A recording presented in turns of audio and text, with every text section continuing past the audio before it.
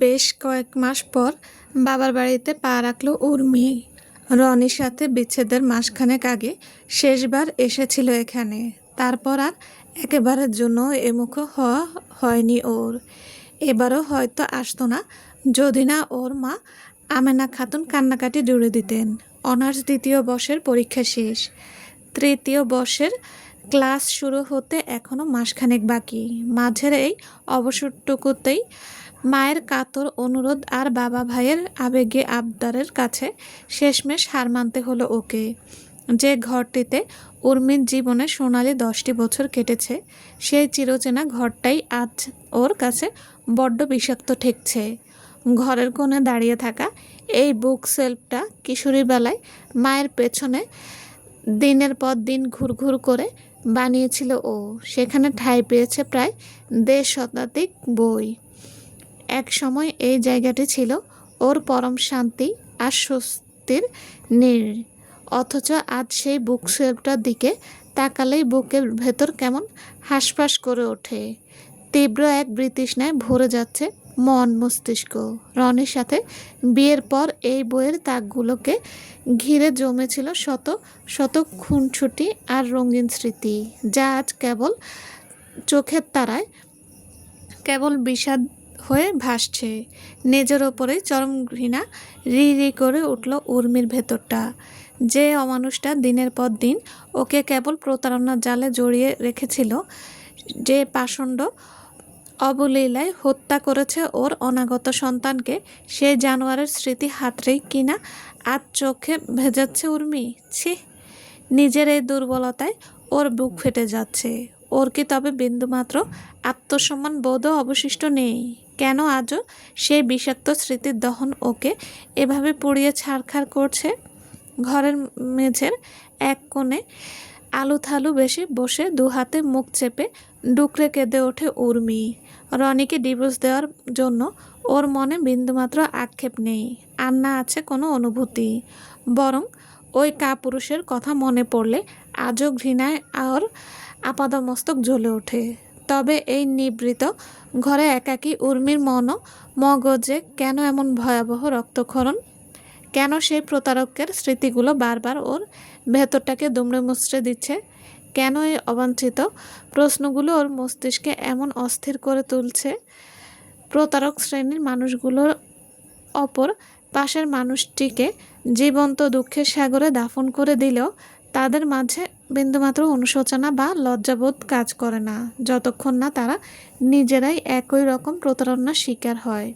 পরক্রিয়ার মতো জঘন্য পাপে কোনো মানুষ না বুঝে কিংবা বাধ্য হয়ে জড়ায় না, বরং মানুষ জেনে বুঝে সজ্ঞানে এবং ইচ্ছাকৃতভাবে একে এক বিকৃত মনোরঞ্জনের মাধ্যম হিসেবে বেছে নেয়।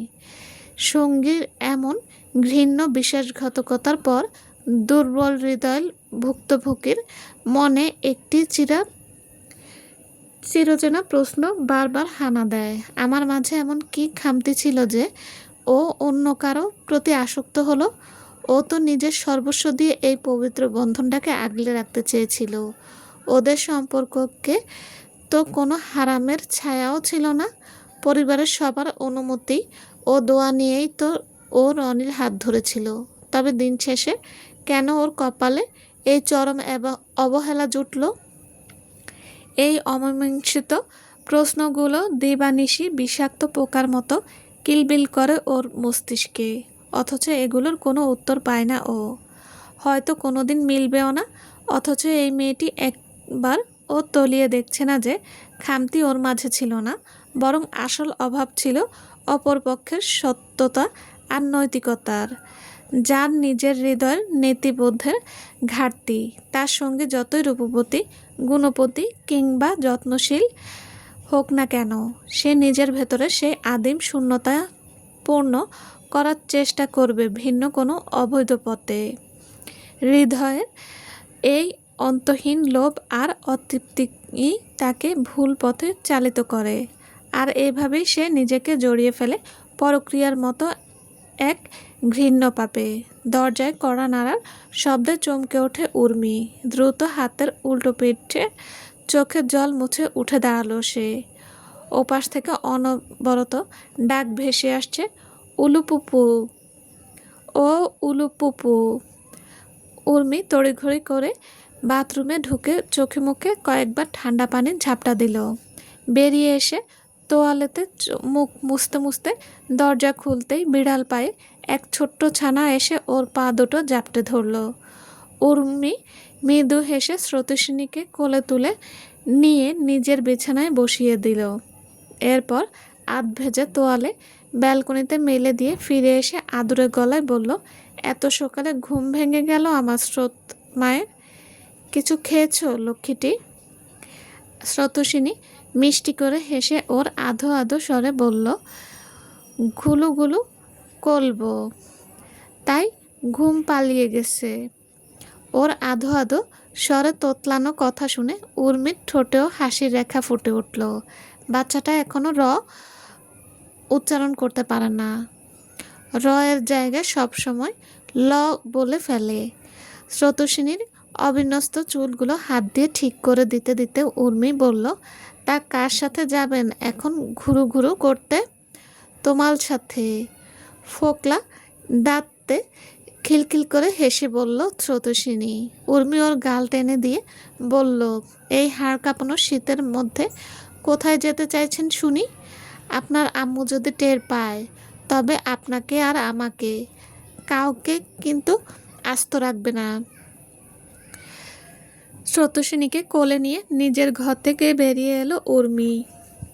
কাল এ বাড়িতে ফিরতে ফিরতে সন্ধ্যা হয়ে গিয়েছিল, তাই ক্লান্তি আর সময়ের অভাবের কারোর সঙ্গে সেভাবে দেখা হয়নি। আজ স্রোতস্বিনীকে সঙ্গে নিয়ে ও ছোট চাচাদের বাড়ি থেকে এক পাক ঘুরে এলো। ছোট আব্বু বেশ অসুস্থ থাকায় তিনি কিংবা ছোট মা কেউই তাহিয়ার বিয়েতে যেতে পারেননি। দীর্ঘদিন পর উর্মিকে দেখে ওর ছোট চাচা চাচি ভীষণ খুশি হলেন। উর্মির ভাগ্যের নির্মম পরিহাস নিয়ে ওর চাচি যেই না একটু আহাজারি শুরু করছে, অমনি বিছানায় শুয়ে থাকা ছোট চাচা কড়া চোখে রাঙানিতে তিনি দমে গিয়ে চুপ হয়ে গেলেন। উর্মি অবশ্য এই বিষয়ে কোনো উচ্চবাচ্য করল না, কেবল এক চিলতে স্লান হাসি মুখে ধরে রাখল। তাদের সঙ্গে আরও কিছুক্ষণ কুশন বিনিময় করেও স্রোতস্বিনীকে নিয়ে ধীর পায়ে সামনের নূরজাহান পার্কের দিকে এগিয়ে গেল। শীতের সকাল, প্রকৃতি এখনও কুয়াশার পাতলা চাদর মুড়িয়ে আধো ঘুমে আচ্ছন্ন।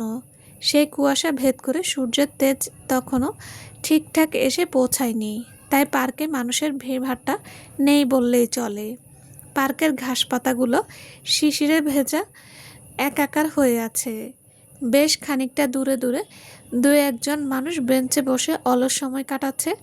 বড় বড় গাছগুলোর ঘন পাতার ফাঁক গলে শীতের মিষ্টি সোনালি রৌদ্র ছুঁয়ে পড়ছে নিচের ঘাসের উপর, যার কারণে মণিমুক্তর মতো ঝিকমিক করছে ঘাসের উপরে থাকা শিশির কণাগুলো। স্রোতস্বিনী আর উর্মি বেশ কিছুক্ষণ পার্কে ঘোরাঘুরি করলো।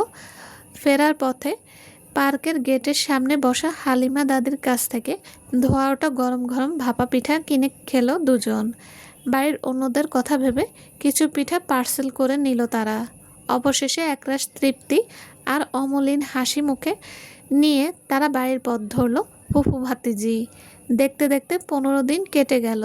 উর্মি ভেবেছিল বড় জোর 2-1 দিন থেকেই ফ্ল্যাটে ফিরে যাবে, কিন্তু দীর্ঘদিন পর নিজের আপনজনদের সান্নিধ্যে এসে সময় মন্দ কাটছে না ওর। হাসি ঠাট্টা আর গল্পের মধ্যেই অর্ধেকটা মাস পার হয়ে গেল।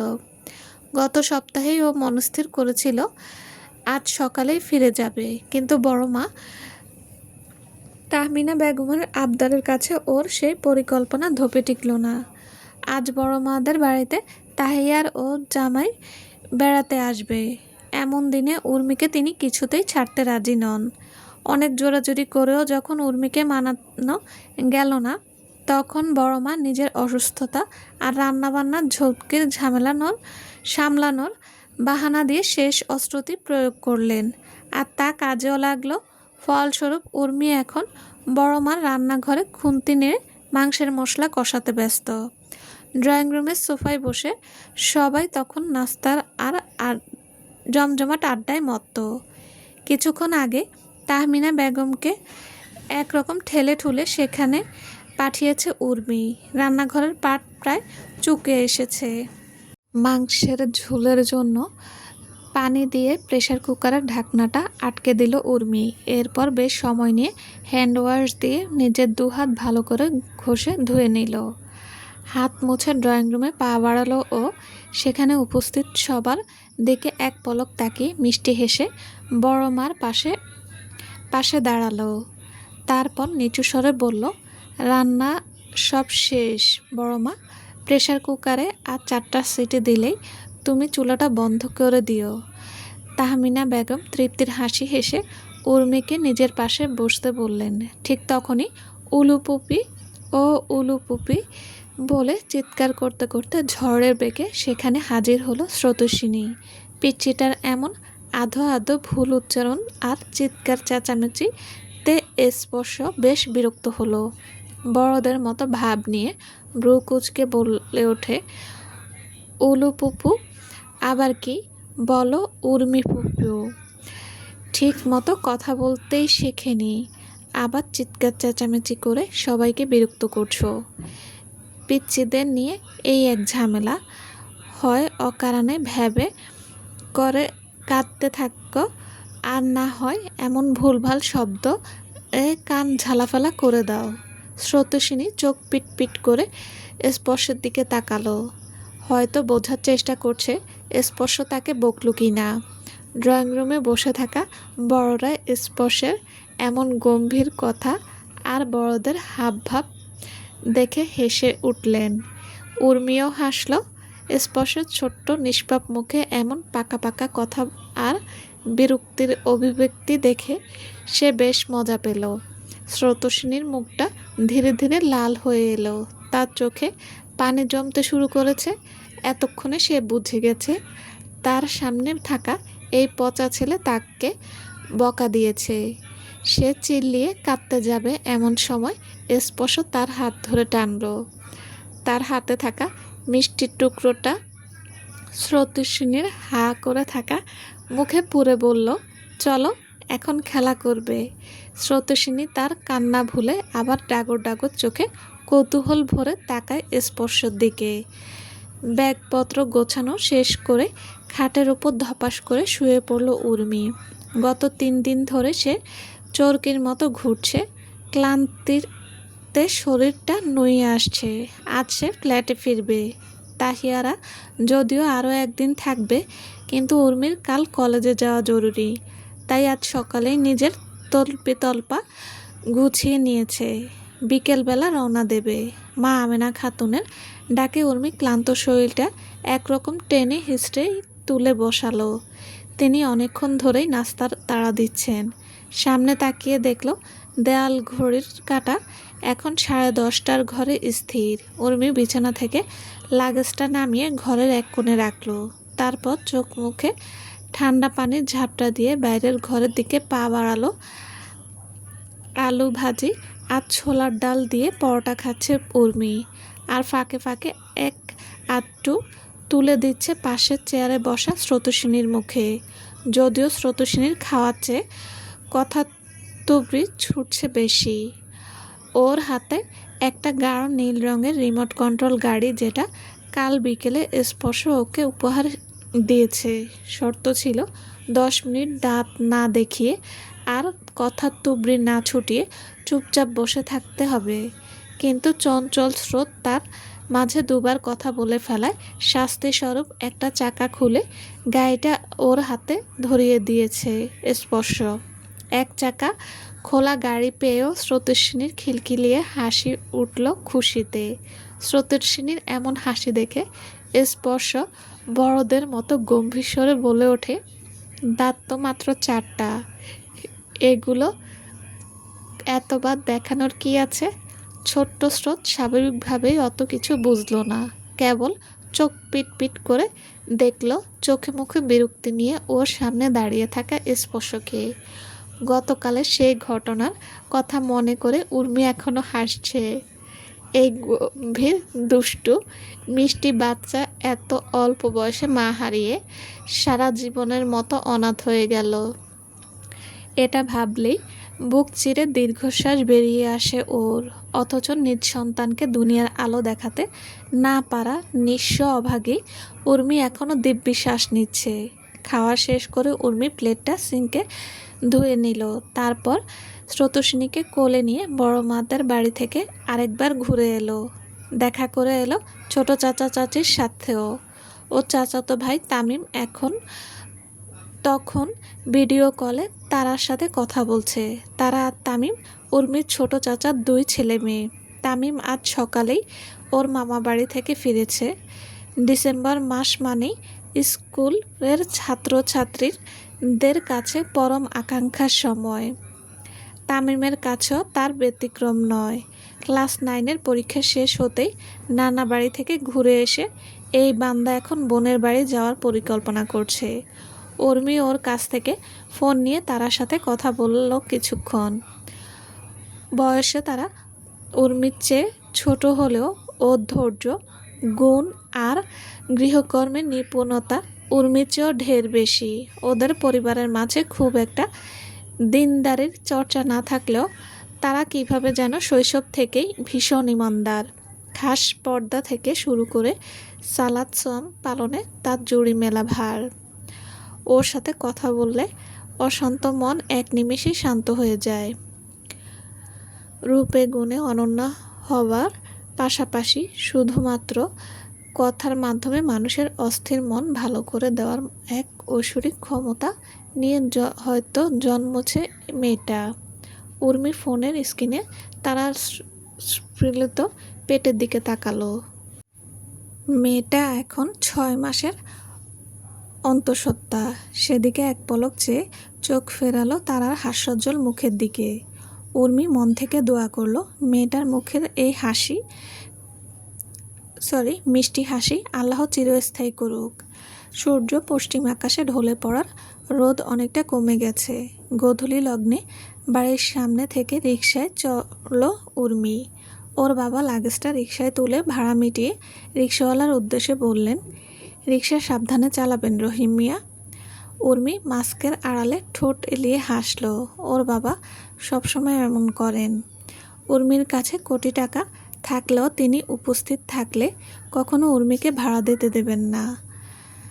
উর্মি বাকি সবার দিকে তাকিয়ে বলল, আসছি। স্রোতস্বিনী তার মায়ের কোল থেকে আবদারের সুরে বলল, তাড়াতাড়ি আসবা আপাল উলুল পুপিল, আমাল জন্যে চকলেট আনবা। স্পর্শ এখানে থাকলে তার গোলুমুলু চেহারায় বিরক্তর রেশ ফুটিয়ে বলতো, ইটস নট উলু পুপু, ইটস উম্মি ফুপি। সারাদিন প্যাক প্যাক করা অথচ একটা শব্দ ঠিকমতো উচ্চারণ করতে পারো না। তোতলামি.com।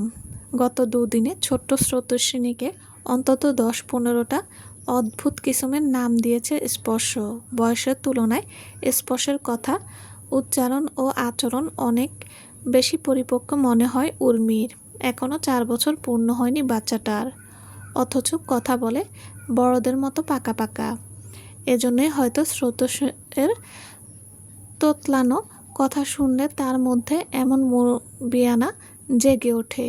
আচ্ছা আম্মা, তুমি কিন্তু মিষ্টি মেয়ে হয়ে থাকবে, দুষ্টুমি করবে না, তবে অল্প স্বল্প করতে পারো এইটুকু।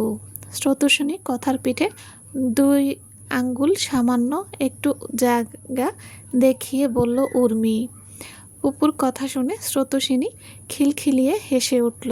উর্মির মা আমেনা খাতুন শাড়ির আঁচলে চোখ মুছে ধরা গলায় বললেন, ছুটি পেলে আবার আসিস মা, ঘুরে যাস। উর্মি মৃদু মাথা নেড়ে সায় দিল। রিকশা চলতে শুরু করলো।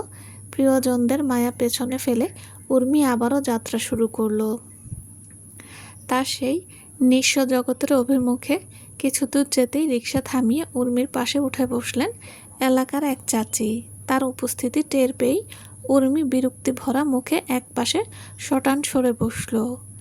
বিড়বিড় করে বলল, এই মহিলার বজ্জাত মুখটা এখন না খুললেই হয়। ভদ্রমহিলা হাত পা ছড়িয়ে দুই মানুষের জায়গা দখল করে বসলেন। শাড়ির আঁচলে মুখ মুছে আর চোখে উর্মিকে একবার পরখ করে নিয়ে আলগা সুরে বললেন, তা মা কেমন আছো? আমাদের মতো গরিব মানুষের সাথে তো এখন আর কথাও বলো না দেখছি। তা বাপু, কামটা কি তুমি ঠিক করলা বলো তো? সামান্য একটা বিষয় নিয়ে কেউ এমন তুলকালাম করে? রনি ছেলেটা কত ভালো, ভুল না হয় একবার করেই ফেলেছে, তাই বলে তুমি তারে একেবারে ত্যাগ করবা? এইটা কেমন ধরা কথা?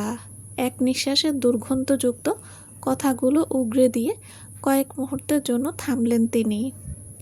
তারপর দ্বিগুণ উৎসাহে পুনরায় বললেন, রনি হলো পুরুষ মানুষ। তুমি তারে ত্যাগ করলে তার কি এমন ক্ষতি হবে? সে তো ঠিকই কচি মেয়ে বিয়ে করে ঘর সাজিয়েছে। শুনলাম বাচ্চাও নাকি হবে। এখন তোমার কি গতি হবে কও তো? তোমারে কি আর কোনো ভালো পোলায় বিয়া করব? সেই তো 4 বাচ্চার বাপ, নয়তো কারো 3-4 নম্বর বউ হওয়া ছাড়া উপায় নাই। তার চেয়ে ওই সংসারে একটু মানিয়ে গুছিয়ে থাকতে। কথায় আছে, পুরুষ মানুষের জেদ করলে হয় বাদশা, আর মাইয়া মানুষের জেদ করলে হয় বেশ্যা। তবে তুমি কিন্তু কিছু মনে করো না মা, আমি তোমার ভালো চাইয়া কথাগুলো বললাম। নির্লজ্জের মতো দাঁত বের করে হাসতে হাসতে কথাগুলো শেষ করলেন রেবেকা বানু। এরপর রাস্তার ওপর এক খাবলা পানের পিক ফেলে নিজের খুঁট থেকে আরও একটা পান বের করে আয়েশ করে মুখে পড়লেন। রাগ আর বিরক্তিতে উর্মি দাঁত কিরমির করে উঠল। মহিলার বিষাক্ত কথাগুলো শুনে রাগে ওর গা হাত পা জ্বলে যাচ্ছে। মনে হচ্ছে পায়ের রক্ত এক নিমিষে মাথায় চড়ে গেছে। ঠিক এই কারণে ও আগ বাড়িয়ে এই ব্যাক্কেল মহিলার সঙ্গে কথা বলতে চায়নি। উর্মিকে তখনও নিরুত্তর দেখে মহিলা এবার হিজাবের উপর দিয়ে ওর মাথায় হাত বুলিয়ে আলগা দরদ দেখিয়ে বললেন, আমার পোলা রুবেলও তো এমন কাম একবার কইরা ফেলছিল, তাই বইলা কি ওর বউ ওরে সাইরা দিছে? তুমি কেন আলপাচ না ভাইব্বা এমন ধারার কামডা কইরা ফেললা কত? এখন তো পইরা আসো বুড়া বাপ আর ভাইয়ের গায়ে। বাপ ঘাট থেকে ফেলে দিলে যাবে কই? উর্মি এক ঝটকায় নিজের মাথা থেকে মহিলার হাত সরিয়ে দিল। তারপর শক্ত গলায় তপ্ত স্বরে বলল, আপনাদের মতো কিছু নির্লজ্জ আর বেহায়া নারীর প্রশ্রয়ের জন্যই ওসব কাপুরুষ চরিত্রহীন লম্পট এমন অপকর্ম করার সাহস পায়। সঠিক সময় শাসন করলে ওই জানোয়ারগুলো হয়তো কিছুটা হলেও মানুষ হতো। আর রইল বাকি রনির ওই কচি বউয়ের কথা। ওই অজাতটাকে কাজের মেয়ের সাথে আমিই বিয়ে দিয়ে এসেছি। কথাগুলো বলে উর্মি লাগেজের হাতলটা শক্ত করে চেপে ধরল। রিকশাওয়ালাকে উদ্দেশ্য করে তীক্ষ্ণ স্বরে বলল, চাচা রিকশা থামান, আমি এখানেই নামবো। রিকশা থামতেই উর্মি এক লাফে রিকশা থেকে নেমে গেল। রিকশা থেকে লাগেজটা নামিয়ে সামনে বসা ওই কুচুটি মহিলার রাগান্বিত থমথমে মুখের দিকে তাকিয়ে সে তপ্ত স্বরে বলল, আমার জন্য এত দুশ্চিন্তা না করে যদি নিজের ছেলে মেয়েদের জন্য এর 10 ভাগের 1 ভাগও করতেন, তবে আপনার 2 ছেলে পরক্রিয়া করতে গিয়ে গণপিটুনি খেত না, আর আপনার মেয়েও স্বামী সন্তান ফেলে অন্য পুরুষের হাত ধরে পালাতো না। নিজের খরচ নিজে চালানোর যোগ্যতা আল্লাহ তাআলা আমাকে দিয়েছেন। কারো কাছে হাত না পেতলেও আমার দিব্যি চলে যাবে। আর যদি কোনোদিন নাও চলে, আমার বাবা আর ভাই তো আছেই। তারা কি আর নিজের সন্তানকে রাস্তায় ফেলে দিতে পারে? আপনার 3 ছেলেমেয়ের কুকীর্তির জন্য আপনার মুখে এতবার চুনকালি পড়ার পরেও কি আপনি তাদের ফেলে দিতে পেরেছেন? তাই আপনি বরং আমার চিন্তা করে সমাজসেবা বন্ধ দিয়ে নিজের ছেলে মেয়েদের পবিত্র চরিত্রের দিকে একটু নজর দিন। হাসিমুখে মহিলাকে জুৎসই বাঁশের ঝাড় উপহার দিয়ে এখন উর্মি মনের ভেতরটা কিছুটা শান্তি লাগছে। মহিলা আর মুখাবয়বের করুণ দশা দেখে ঠোঁট টিপে হেসে উর্মি দ্রুত পায়ে সামনের দিকে হাঁটতে শুরু করলো। বাস স্ট্যান্ড এখান থেকে বেশ খানিকটা দূরে। আর কোনো অটোরিকশার তোয়াক্কা না করে উর্মি নিজের পা গাড়িকেই সম্বল করে স্ট্যান্ডে পৌঁছালো।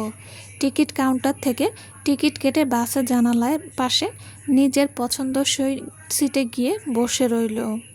রাগে ক্ষোভে ওর নাক কান দিয়ে এক যেন এখনো আগুনের হালকা বের হচ্ছে। পুরুষ মানুষের অমন একটু একটু চরিত্রের দোষ থেকে থাকেই। এই কথাটা শুনলেই ওর মাথা দপ করে জ্বলে ওঠে। মন চায় ওই সব মানুষদের ধরে পচা নর্দমায় দাফন করতে, যারা এমন কুরুচিপূর্ণ কথা অবলীলায় বলে বেড়ায়। অমানুষ আর জানোয়ারের সব দল। চলবে। আসসালামু আলাইকুম। গল্পটা কেমন লেগেছে প্লিজ জানাবেন। আর হ্যাঁ, অবশ্যই লাইক কমেন্ট করবেন। আর যারা এখন আমার চ্যানেলটি সাবস্ক্রাইব করেননি তাদের বলছি প্লিজ চ্যানেলটি সাবস্ক্রাইব করে পাশে থাকবেন। সবাই ভালো থাকবেন। আল্লাহ হাফেজ।